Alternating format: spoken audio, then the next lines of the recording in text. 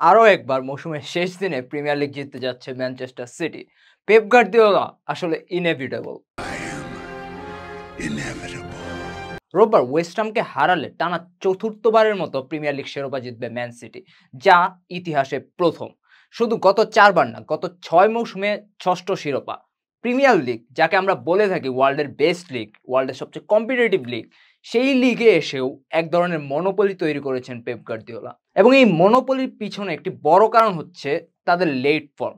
সিজনের সেকেন্ড হাফে, বিশেষ করে লাস্ট 10-15 ম্যাচে একরকম যেন রোবটই হয়ে যায় ম্যান সিটি। ম্যাচের পর ম্যাচ জিতে যায়, তাদের দলের অবস্থা যেমনই থাকুক না কেন।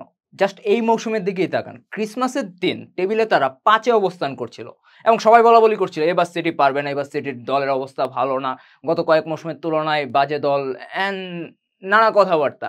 কিন্তু শেষ পর্যন্ত সেই ক্রিসমাসের পর থেকে তারা কিন্তু আবারও সেই রোবটিক একটা রান নেয়। ক্রিসমাসের পরের 6 মাসে তারা মাত্র 3টা ম্যাচে ড্র করেছে।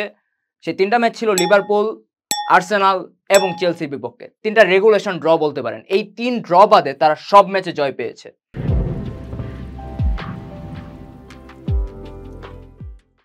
এদিকে বক্সিং ডেতে টেবিলের শীর্ষে থাকা আর্সেনালের লেট ফর্মও কিন্তু খারাপ না। তারা কিন্তু এবছরে মাত্র 2টি ম্যাচে পয়েন্ট হারিয়েছে। একটি ছিল অবভিয়াসলি ম্যান সিটির সাথে ড্র এবং আরেকটি ম্যাচ ছিল অ্যাস্টন ভিলার সাথে হার। এখন আপনি বলতে পারেন সেই অ্যাস্টন ভিলার কাছে হারটার জন্য অ্যাকচুয়ালি আর্সেনালকে এবার ট্রফিটা হারাতে হচ্ছে। আর্সেনালের জন্য ব্যাপারটা কিছুটা নতুন, এত কনসিস্টেন্টলি ভালো করেও শেষ পর্যন্ত লিগ হারাতে হচ্ছে। কিন্তু লিভারপুল ভক্তরা ভালোভাবেই জানে শেষ দিনে লিগ হারানোর ফিলিংসটা আসলে কেমন। এখন আমরা যদি গার্দিওলা যুগে সিটির পূর্বের মৌসুমগুলোর দিকে তাকাই, তাদের প্রথম লিগ শিরোপা ছিল 2017-18 মৌসুমে। সেবার থার্ড গেম উইক থেকে টানা 18 ম্যাচের একটি উইনিং রান তারা দেয় এবং এই 18 ম্যাচে অ্যাকচুয়ালি তারা লিগ নিশ্চিত করে ফেলে, যে কারণে তাদের সেই লেট ফর্মের উপর এতটা ডিপেন্ডেন্ট হয়ে থাকতে হয়নি। সেই মৌসুমে তারা টোটাল 100 পয়েন্ট আর্ন করে এবং লিগে অ্যাকচুয়ালি সেই মৌসুমে তাদের কোনো কম্পিটিশনও ছিল না। পরের মৌসুমে আবার লিগ জেতে ম্যান সিটি। সেবার লিভারপুলের সাথে ইন্টেন্স একটি 2 হর্স রেস দেখতে পাই আমরা। আপনি বলতে পারেন প্রিমিয়ার লিগের ইতিহাসে সবচেয়ে ইন্টেন্স টাইটেল রেস সম্ভবত সেবারই ছিল। ম্যান সিটি 98 এবং লিভারপুল 97 পয়েন্টে শেষ পর্যন্ত লিগ শেষ করে। এখন ওই মৌসুমে যদি আমরা সিটির লেট ফর্মের দিকে তাকাই, লাস্টে টানা 14 ম্যাচে টানা জিতে যায় তারা। লিভারপুল অপর দিকে তারা শেষ 10 ম্যাচের মধ্যে একটি ম্যাচে ড্র করে এবং আপনি বলতে পারেন সেই এক ম্যাচের ড্রয়ের জন্যই তারা শেষ পর্যন্ত লিগটি হাতছাড়া করে। তাদের পরের টাইটেলই আসে 2020-21 মৌসুমে। সেই মৌসুমে ডিসেম্বর থেকে ম্যান সিটি টানা 13 ম্যাচের একটি উইনিং রান দেয় এবং এই রানের শুরুতে প্রিমিয়ার লিগ টেবিলের শীর্ষে ছিল লিভারপুল, যারা এর মাঝখানে অ্যাকচুয়ালি টাইটেল রেস থেকে আউট হয়ে যায় এবং এই রানের শেষে তাদের নিয়ারেস্ট কম্পিটিটর ম্যানচেস্টার ইউনাইটেডের সাথে তাদের গ্যাপ হয়ে যায় 12 পয়েন্টে। বলতে পারেন লিগ এখানেই শেষ। তাদের আর তখন লেট ফর্মের উপর এতটা নির্ভরশীল থাকতে হয়নি। 2021-22 মৌসুমে সিটি আবার 1 পয়েন্টে লিগ জেতে। সেই মৌসুমে কিন্তু তারা লিগটা বেশ বাজেভাবে শুরু করে। তারা হেরে লিগ শুরু করে এবং প্রথম 10 ম্যাচে মোট 10 পয়েন্ট হারায়। কিন্তু সেই 10 ম্যাচের পর লাস্ট 28 ম্যাচে তারা টোটাল মাত্র 11 পয়েন্ট হারায়, মাত্র একটি ম্যাচে হারে এবং মৌসুম শেষে 1 পয়েন্টে লিভারপুলকে হারিয়ে তারা শিরোপা জেতে। এবং সর্বশেষ 2022-23 মৌসুমে আমরা জানি মৌসুমের প্রায় পুরোটা সময় ধরেই আর্সেনাল টেবিলের শীর্ষে ছিল, কিন্তু শেষ দিকে এসে আবার ম্যান সিটি 12 ম্যাচের একটি উইনিং রান, যে রানের মাঝখানে তারা আর্সেনালকে হারায় এবং 2 ম্যাচ হাতে রেখেই তারা লিগ জিতে যায়। এখন প্রশ্ন হচ্ছে কিভাবে এতটা ক্লিনিক্যাল রোবোটিক রান নেয় ম্যান সিটি? কেন কখনো তারা স্লিপ আপ করে না? একটা দল কিভাবে এত নিখুঁত হতে পারে? এর পিছনে বেশ কিছু কারণ আছে। প্রথম কারণটা হয়তো ইতিমধ্যে আপনার মাথায় এসে গেছে, স্কোয়াড ডেপথ।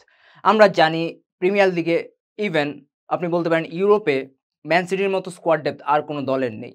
এটা নিয়ে আগে অনেক হাসাহাসি হয়েছে, কেন এক পজিশনে আপনি 2-3 জন ওয়ার্ল্ড ক্লাস প্লেয়ার রাখবেন? বার্নার্দো সিলভা থাকলে রাইট উইংয়ে আপনার মাহরেজের কি দরকার? সার্জিও আগুয়েরো থাকলে কেন আপনি আবার গ্যাব্রিয়েল জেসুসকে স্কোয়াডে রাখবেন? এই মৌসুমের দিকেই তাকান আপনি। সামারে যখন লিভারপুল বায়ার্ন মিউনিখের মতো দল একজন প্রপার নাম্বার 6 এর জন্য মারা যাচ্ছিল, তখন ম্যান সিটি 60 মিলিয়ন ইউরো দিয়ে একজন নাম্বার 6 আনে, নুনেজ। সেই নুনেজকে তারা মৌসুমের সিংহভাগ সময় কিন্তু বেঞ্চেই বসিয়ে রেখেছে। এরকম অসংখ্য দৃষ্টান্ত আপনি পাবেন। মানুষ ব্যাপারটা লাক্সারি হিসেবে দেখলেও পেপ গার্দিওলার জন্য স্কোয়াড ডেপথ খুবই এসেনশিয়াল একটি ব্যাপার। এনাফ স্কোয়াড ডেপথ ছাড়া তিনি কখনো মৌসুম শুরুই করেন না। এরকম বড় স্কোয়াড থাকলে যেটা হয়, আপনি প্রচুর রোটেট করতে পারেন আপনার খেলোয়াড়।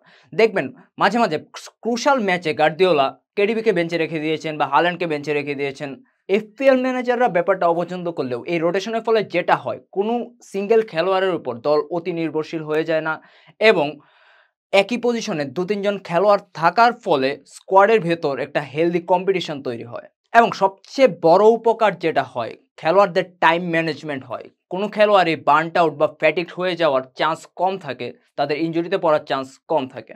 এখন আমরা যদি গত মৌসুমের স্ট্যাট দেখি, সিটির মাত্র ৩ জন খেলোয়াড় ৩০ ম্যাচের বেশি স্টার্ট করেছে। গোলকিপার ছাড়া কেউ সিজনে ৩,০০০ মিনিটের বেশি খেলেনি। অপরদিকে তাদের টাইটেল রাইভাল আর্সেনাল ৭ জন খেলোয়াড়কে ৩০ ম্যাচের বেশি স্টার্ট করিয়েছে। প্রায় ৬ জন খেলোয়াড় ৩,০০০ মিনিটের মতো মাঠে ছিলেন। সালিবা, জেসুসরা ইনজুর্ড না থাকলে তারাও ৩,০০০ মিনিট ক্রস করতেন। হুইচ মিনস আর্সেনাল দলের কোর কিছু প্লেয়ার রয়েছে, কোর একটি 11 রয়েছে, যেটার উপরই অ্যাকচুয়ালি ভরসা রাখেন মিকেল আর্তেতা, বাকি সব দলের মতোই। কিন্তু এখানে প্রবলেম হচ্ছে প্রিমিয়ার লিগের, বিশেষ করে প্রিমিয়ার লিগের বড় দলগুলো ইউরোপের মধ্যে সবচেয়ে বেশি ম্যাচ খেলে এবং আমরা জানি প্রিমিয়ার লিগের খেলা ইউরোপের অন্য যে কোনো লিগের চেয়ে বেশি ইন্টেন্স এবং ফিজিক্যাল। সো এখানে খেলোয়াড়দের টাইম ম্যানেজমেন্টটা অনেক বেশি জরুরি। এখন আপনি যদি গত মৌসুমে সিটি ও আর্সেনালের ইনজুরি তালিকার দিকে তাকান, সিটির কেউ ৭ ম্যাচের বেশি ইনজুর্ড হয়নি। আর এসব টুকটাক ইনজুরিতে সিটি একদমই ভোগেনি, কারণ তাদের ব্যাকআপ রয়েছে। কিন্তু সালিবা, জিনচেঙ্কো ও জেসুসের দীর্ঘদিন বাইরে থাকা কিন্তু আর্সেনালকে ভুগিয়েছে, বিশেষ করে সালিবার ইনজুরি। এই ব্যাপারটা আপনি প্রতি মৌসুমেই দেখবেন। লিভারপুল যখন টাইটেল ফাইট দিয়েছে, তখন ক্লপ একদল স্টার্টারের উপরেই পুরো মৌসুম ভরসা করে গেছেন। এতে করে যেটা হয়েছে, ওই স্টার্টারদের ইনজুরির সম্ভাবনা বেড়েছে, ইনজুরির সংখ্যা বেড়েছে এবং তারা অতিরিক্ত ফ্যাটিগড ও বার্নড আউট হয়েছেন। ২১-২২ মৌসুমে যেমন সালাহ শেষ দিকে এসে ফর্ম হারিয়ে ফেলেছিলেন, এই মৌসুমে আমরা দেখেছি শেষ দিকে এসে সালাহ, নুনেস, সবোসলাই এর মতো অনেক খেলোয়াড়ই শেষ দিকে এসে বেশি ফ্যাটিগড হয়ে গিয়েছেন বা ফর্ম হারিয়ে ফেলেছেন। এই ফর্ম হারিয়ে ফেলা দূর করতে গার্দিওলা আরেকটি ট্রিক ব্যবহার করেন। তিনি ঘন ঘন তার স্কোয়াডকে রিফ্রেশ করেন।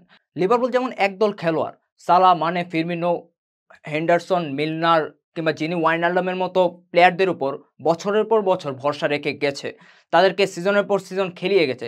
এর ফলে যেটা হয়েছে, আমরা দেখেছি যে এক সিজন ২ সিজন ভালো করলেও তারপর একটা মৌসুম আসে যখন দলের সিংহভাগ প্লেয়ারই ফ্যাটিগড হয়ে যান বা বার্নড আউট হয়ে যান।